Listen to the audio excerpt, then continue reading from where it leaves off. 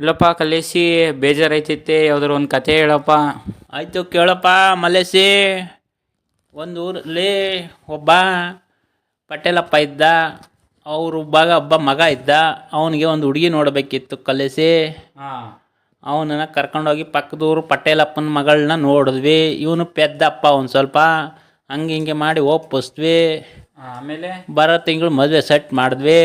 ಹಾಂ ಮದುವೆಗೆ ಒಳ್ಳೆ ಬಂದ್ಬಿಡಪ್ಪ, ಒಳ್ಳೆ ಊಟ ಭರ್ಜರಿ ಊಟ ಮಾಡಿಸ್ತಾರೆ ಇಬ್ಬರು ಪಟೇಲಪ್ಪರು ಸೇರಿ. ಹಾಂ ಆಮೇಲೆ ಊಟ ಮಾಡಿ ಬಂದ್ವಿ.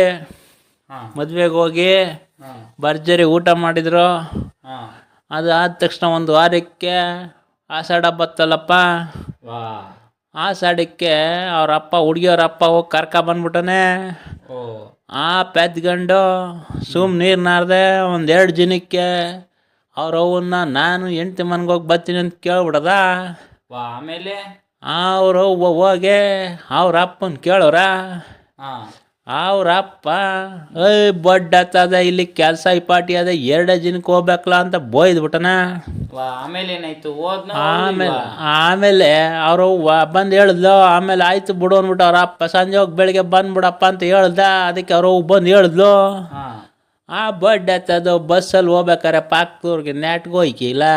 ಹಾಂ ಬಸ್ ಇಳಿದ ತಕ್ಷಣ ರೋಡಲ್ಲಿ ಓಣಿಲಿ ಒಂದು ಕಡ್ಡಿ ಮುರ್ಕೊಂಡು ಹೊಂಟೋಗ್ಬಿಟ್ಟದ. ಅಲ್ಲಿ ಹೋದ ತಕ್ಷಣ ಅವ್ರ ಅತ್ತಮ್ಮನ ಹತ್ರ ನಾದ್ನಿ ಬಂದ್ಲಂತ ಬಾಗಿಲು ತೆಗಿಯಕ. ಹಾಂ ಆ ನಾದಿ ಬಂದ್ಬಿಟ್ಟು ಬಾವ ಅದೇನದು ಕೈಯಲ್ಲಿ ಕಡ್ಡಿ ಅಂತ ಕೇಳಿದ್ಲಂತ.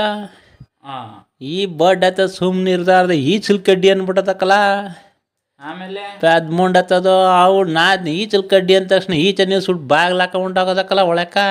ಹಾಂ ಅವ್ರ ಅಕ್ಕ ಎಲ್ಲ ಬಾವ ಅಂತ ಕೇಳಿದ್ದಕ್ಕೆ ಅಯ್ಯೋ ಬಾವ ಈಚಲ್ ಕಡ್ಡಿ ಹಿಡ್ಕೊಂಬಂದಿದ್ದ ಅದಕ್ಕೆ ಈಚೆ ನಿಲ್ಸುಟ್ಟು ಬಂದಿದ್ದೀನಿ ಕಣಕ್ಕ ಅನ್ಲಂತೆ. ಅಯ್ಯೋ ಆಮೇಲೆ ಬಂದ್ಲಂತ ಅವಳು ಬಾಗಿಲು ತೆಗದ್ಲಂತ. ಈ ಮುಂಡತ್ತದ ಯಾವುದೋ ಇನ್ನೊಂದು ಕಡ್ಡಿ ಹಿಡ್ಕೊಂಡು ನಿಂತಿತ್ತಂತಕ್ಕಲ್ಲ. ಆಮೇಲೆ ಹೆಂಡ್ತಿ ಬಾಗಿಲು ತೆಗದ್ಲಂತೆ. ಹಾಂ ಆ ಕಡ್ಡಿ ಏನಂತ ಹೆಂಡ್ತಿ ಕೇಳಿದ್ಲಂತೆ. ಅದು ಜನಗಳು ಏನಂತ ಕಮೆಂಟ್ ಮಾಡ್ಲಿಕ್ಕಲ್ಲ. ಆಮೇಲೆ ಹೇಳ್ತೀನಿ ನೆಕ್ಸ್ಟ್ ವಿಡಿಯೋಲಿ. ಹಾಂ ಸರಿ ಆಯಿತು.